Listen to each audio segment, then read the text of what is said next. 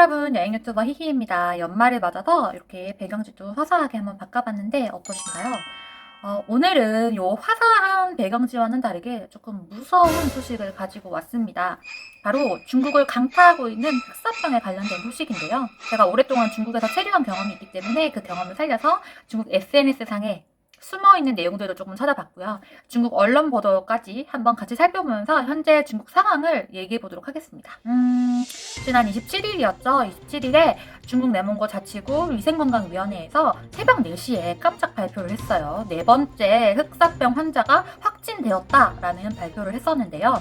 11月27号深夜，内蒙古卫健委公布乌兰察布市이게 12일부터 보름간 네 번째 확진 환자가 발생하게 된 겁니다. 첫 확진 환자가 있고 나서 한동안 잠잠했기 때문에 사람들이 그렇게 심각한 건 아닌가 보다 라고 생각을 했었는데 27일날 또 추가 확진자가 발표가 되면서 이거 흑사병 예산일이 아니다, 좀 걱정이 된다라고 생각하면서 그 흑사병을 향한 공포심이 점점점 수면 위로 올라오고 있는 상황입니다. 그래서 28일에 그 다음 날인 28일에 베이징 시정부에서는 앞으로 10일 동안 대대적으로 쥐방매 프로젝트에 들어가겠다라고 발표하기도 했고요. 이에 앞서 내몽고에서는 17대의 헬기를 사용해서 133제곱킬로미터에 14만 톤의 쥐약을 살포하기도 했습니다. 대단하죠? 역시 대륙 스케일.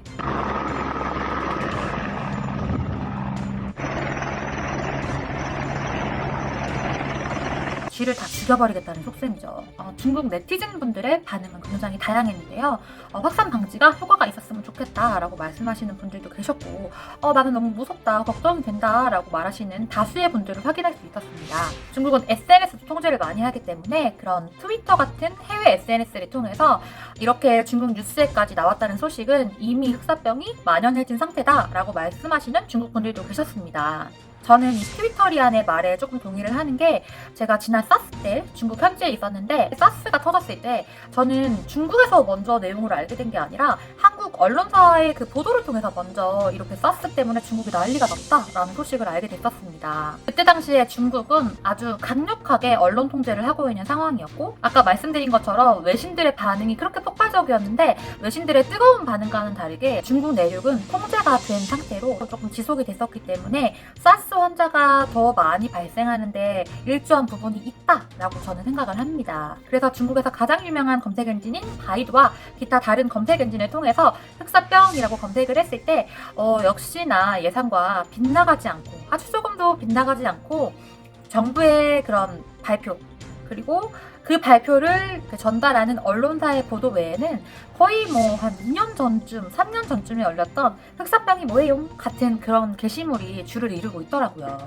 이 내용인즉슨 중국 정부에서 이미 흑사병에 대해서 언론 통제, SNS, 인터넷 통제를 하고 있다라고 짐작해 볼 수 있는 부분이고요. 그래서 현재 SNS랑 트위터도 조금 더 검색을 해봤었는데 인터넷을 찾아보니까 한 시민분이 제보를 해놓으신 게 있더라고요. 시민의 친척분이 패스트 의심 상황으로 병원을 찾아다녔지만 병원에서 받아주지 않았고 발병한 8일 만에 사망했고, 사망한 즉시 화장되었다는 소식입니다. 중국 장추는 북한하고 굉장히 가까운 거리에 있어요. 그래서 몽고를 통한 국내 유입이 우려가 될 수 있는 상황입니다. 첫 발병지인 북경과 내몽고는 500km가 넘는 상황이기 때문에 안심할 수 없는 상황이기 때문입니다. 예를 들자면 국내 유입은 없을 거라던 돼지 열병처럼 말이죠. 현지 SNS 소식통에 의하면 중국 내몽고, 간수, 닝샤, 신장, 리아오닝과 길림 등 북방 500개 지역을 완전 봉쇄했고, 흑사병의 확산 통제를 위해서 마을 통신도 차단했으며 무장 경찰까지 주둔하고 있는 상황이라고 합니다. 무장 경찰이 주둔하고 있는 상황이라고 SNS를 통해서 시민들이 제보를 하고 있지만 이 역시 빠르게 삭제가 되고 있는 상황이라고 합니다.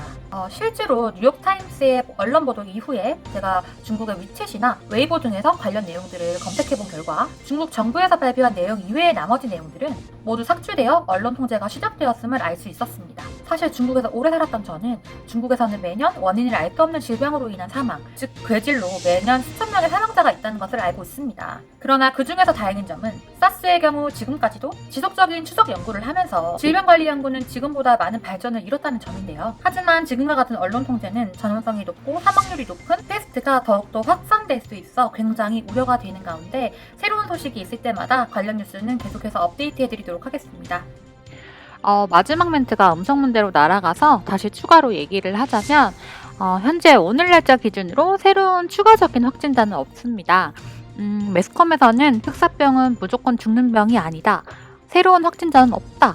확진자들은 현재 계속 위독한 상태다. 요 세 가지 내용만 며칠째 반복해서 발표를 하고 있는 상황입니다. 지난번 사스 때도 딱 이랬었는데 이번엔 시간도 많이 흐른 만큼 꼭 잘 해결되기를 바라면서 이 상황에서 중국 여행을 가도 괜찮은지에 대해 다음 영상을 통해 말해보도록 하겠습니다.